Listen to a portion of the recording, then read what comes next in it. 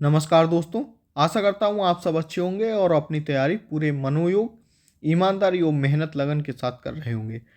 आज हम पुनः RRB group D GK GS science के लिए प्रैक्टिस सेट नंबर 5 लेकर आए हैं।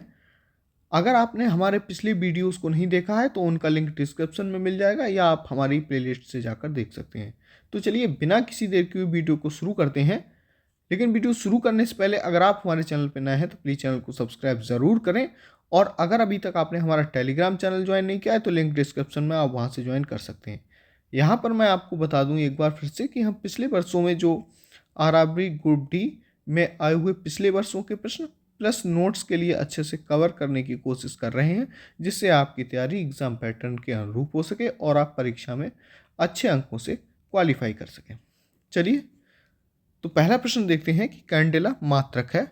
ऑप्शंस हैं ज्योति फिलस्क, ज्योति प्रभाव, ज्योति दाग, ज्योति तीव्रता। तो इसका जो सही आंसर है वो है ज्योति तीव्रता। कैंडेला जो है ज्योति तीव्रता का मात्रक है। बढ़ते हैं प्रश्न नंबर 2 की ओर कि यंग प्रत्यास्थता का एसआई मात्रक क्या है। यंग प्रत्यास्थता को एफ अपॉन ए यानी कि फोर्स अपॉन एरिया से रिप्रेजेंट करते हैं। तो फोर्स का जो मात्रक होता है वो न्यूटन और एरिया का मीटर स्क्वायर। तो इसका हो गया न्यूटन बटे मीटर स्क्वायर। ठीक है, तो इसका जो सही आंसर होगा वो यहाँ पर ऑप्शन नंबर 3 है। देखिए न्यूटन वर्ग मीटर। वर्ग मीटर का मतलब न्यूटन मीटर स्क्वायर। ठीक है, या स्क्वायर मीटर भी कह सकते हैं। तो option number 3 is the correct answer. बढ़ते हैं प्रश्न नंबर 3 की ओर कि पहाड़ी पर चढ़ते एक व्यक्ति आगे की ओर झुक जाता है, क्यों। आपको पता होगा कि जब कोई व्यक्ति पहाड़ी पर चढ़ता है तो पीछे के लिए उसे एक फोर्स खींचता है। उस फोर्स को बैलेंस करने के लिए, जिससे वो पीछे फिसल ना जाए, एक समान बल आगे लगाने की कोशिश करता है, जिससे व्यक्ति झुक जाता है आगे। तो ऑप्शन है यहाँ पर तेज चल सकें, फिसलने की संभावना कम हो जाए, शक्ति संरक्षण हेतु स्थायित्व बढ़ाने के लिए। तो सही आंसर होगा बैलेंसिंग या स्थायित्व बढ़ाने के लिए। बढ़ते हैं नेक्स्ट प्रश्न पर। प्रश्न नंबर है 4 कि पानी का घनत्व अधिकतम होता है 4 डिग्री सेंटीग्रेड पर, 4K पर, 4 डिग्री फ़ारेनहाइट पर, -4 डिग्री सेंटीग्रेड पर। तो इसका जो सही आंसर है वो है 4 डिग्री सेंटीग्रेड पर। पानी का जो घनत्व है यानी कि डेंसिटी 4 डिग्री सेंटीग्रेड पर अधिकतम होती है। बढ़ते हैं प्रश्न नंबर 5।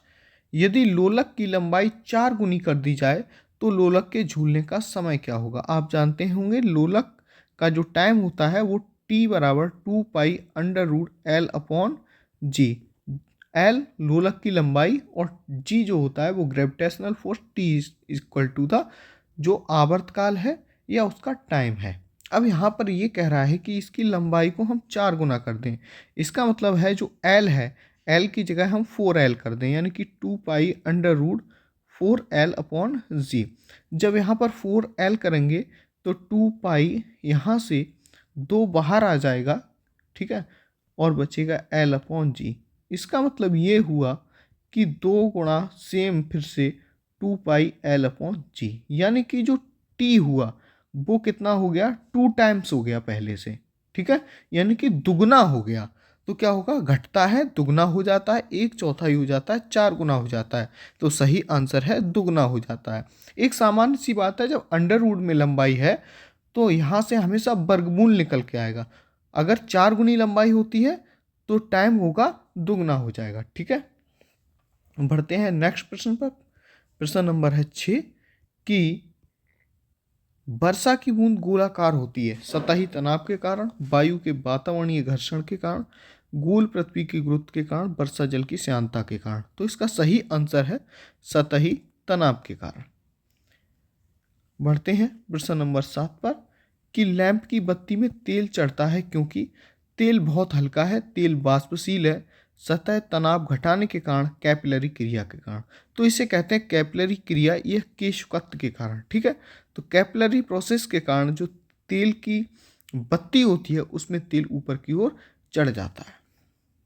नेक्स्ट प्रश्न देखिए, प्रश्न नंबर 8 कि भिन्न भिन्न द्रव्यमान के 2 पत्थरों को एक भवन के शिखर के साथ गिराया जाता है तो छोटा पत्थर जमीन पर पहले पहुंचता है, बड़ा पत्थर जमीन पर पहले पहुंचता है, दोनों पत्थर जमीन पर एक साथ पहुंचते हैं, पत्थर की रचना पर निर्भर करता है। ध्यान दीजिए, जो पत्थर का वेग होगा या किसी भी वस्तु का जो वेग है या वेलोसिटी है वो कभी भी वस्तु के द्रव्यमान या उस पर उसके भार पर निर्भर नहीं करती है।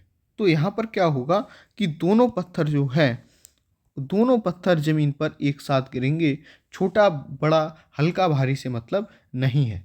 इसकी जगह ध्यान दीजिए, कभी कभी प्रश्न घुमाकर दो पत्थरों की जगह एक कागज का टुकड़ा या कुछ अन्य चीजें दे सकता है, लेकिन हमेशा आपको ये ध्यान देना है कि जो भी वस्तुएं होंगी वो जमीन पर एक साथ पहुंचेंगी। यही आंसर करेक्ट होगा।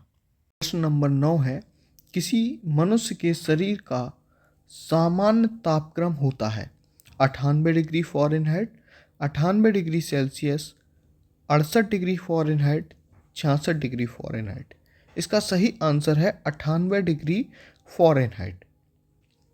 बढ़ते हैं नेक्स्ट प्रश्न पर। प्रश्न नंबर 10 है, ऊनी कपड़े सूती वस्त्रों की अपेक्षा गर्म होते हैं क्योंकि वे ताप के अच्छे शोषक होते हैं, ताप के अच्छे वितरक होते हैं, सूती वस्त्रों से भारी होते हैं, ताप के अच्छे रोधक होते हैं। तो इसका सही आंसर है ये ताप के अच्छे रोधक होते हैं।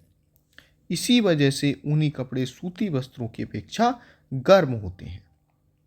बढ़ते हैं प्रश्न नंबर 11। इलेक्ट्रिक बल्ब के निर्माण में किस कांच का उपयोग होता है? ग्राउंड कांच, पायरेक्स कांच, फ्लंट कांच, फाइबर कांच। इसका सही आंसर है होगा फ्लंट कांच का प्रयोग होता है। तो इलेक्ट्रिक बल्ब के निर्माण में कौन से कांच का प्रयोग होगा? फ्लंट कांच। बढ़ते हैं प्रश्न नंबर 12 की ओर कि हीरा और ग्रेफाइट किसके उदाहरण हैं? समस्थानिकों का, अपरूपी का, समदाबी का, समायवी का। तो इसका सही आंसर है समस्थानिकों का। बढ़ते हैं प्रश्न नंबर 13। वह हैलोजन जिसका उपयोग पीड़ा हारी की तरह किया जाता है। तो 4 हैलोजन होते हैं, फ्लोरीन, क्लोरीन, आयोडीन और ब्रोमीन।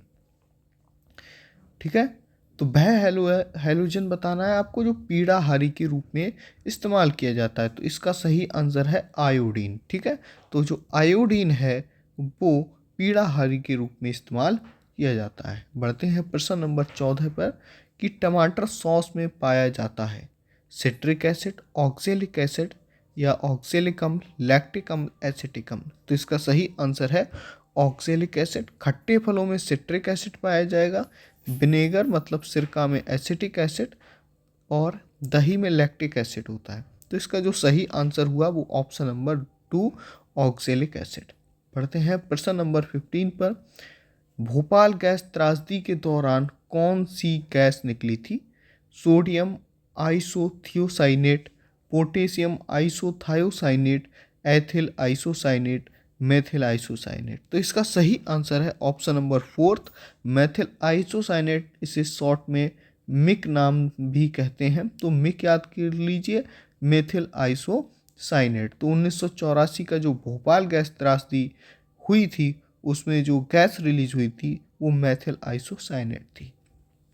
प्रश्न नंबर 16 देखिए, निम्नलिखित में से कौन सा रोग बैक्टीरिया से होता है, यानी कि कौन सा रोग है जो जीवाणुओं से होता है? तपेदिक, पीलिया, चेचक, मम्पस। तो इसका सही आंसर है तपेदिक यानी कि ट्यूबरक्लोसिस। बाकी पीलिया नहीं होता है, ठीक है, चेचक और मम्पस गलत है। तो सही आंसर है ऑप्शन नंबर 1। बढ़ते हैं प्रश्न नंबर 17 की और एथलीट फुट नामक बीमारी किससे उत्पन्न होती है? बहुत अच्छा क्वेश्चन है। जीवाणु, कवक, प्रोटोजोआ, निमेटोड। तो इसका जो सही आंसर है वो है कवक। ठीक है, तो जो एथलीट फुट नामक जो बीमारी है वो कवक से होती है। बढ़ते हैं प्रश्न नंबर 18। लाइकेन जिन दो वर्ग के पौधों से मिलकर बनता है वे हैं कवक और फर्न, शैवाल और ब्रायोफाइटा, जीवाणु और विषाणु, कवक और शैवाल।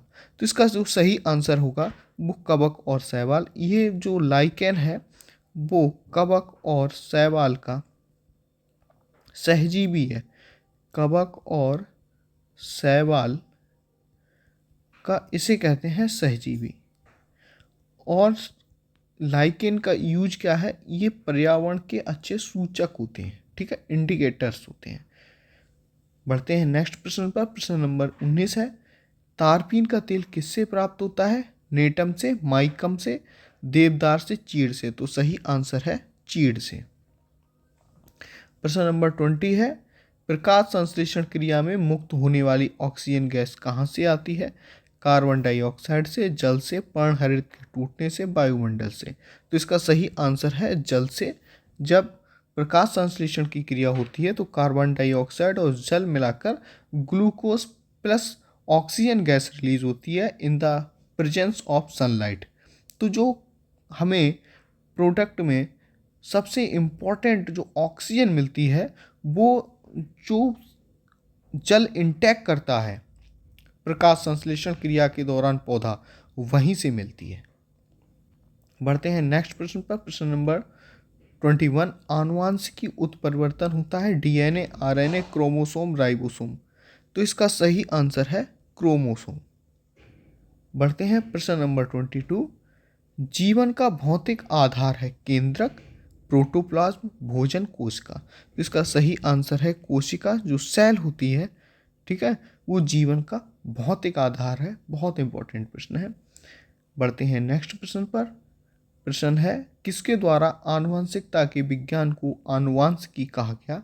Mendel, Correns, Müller, Watson. तो सही आंसर है इसका वाटसन। नेक्स्ट प्रश्न देखिए, प्रश्न नंबर 24, डीएनए का डबल हेलिक्स मॉडल किसके दिया या किसके द्वारा दिया गया? ल्यूबिनहॉक, सॉल्क, वाटसन व क्रिक, डाल्टन। तो इसका सही आंसर है वाटसन व क्रिक ने डीएनए डबल हेलिक्स मॉडल दिया।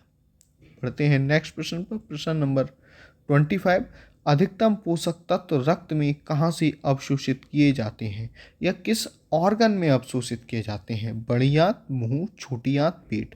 तो जो स्मॉल इंस्टेंटाइन होती है यानी कि छोटी आंत होती है, वहाँ सबसे अधिकतम पोषक तत्व अवशोषित किए जाते हैं। आशा करता हूँ वीडियो आपको पसंद आया होगा। मिलते हैं नेक्स्ट वीडियो में, तब तक के लिए जय हिंद, वंदे मातरम।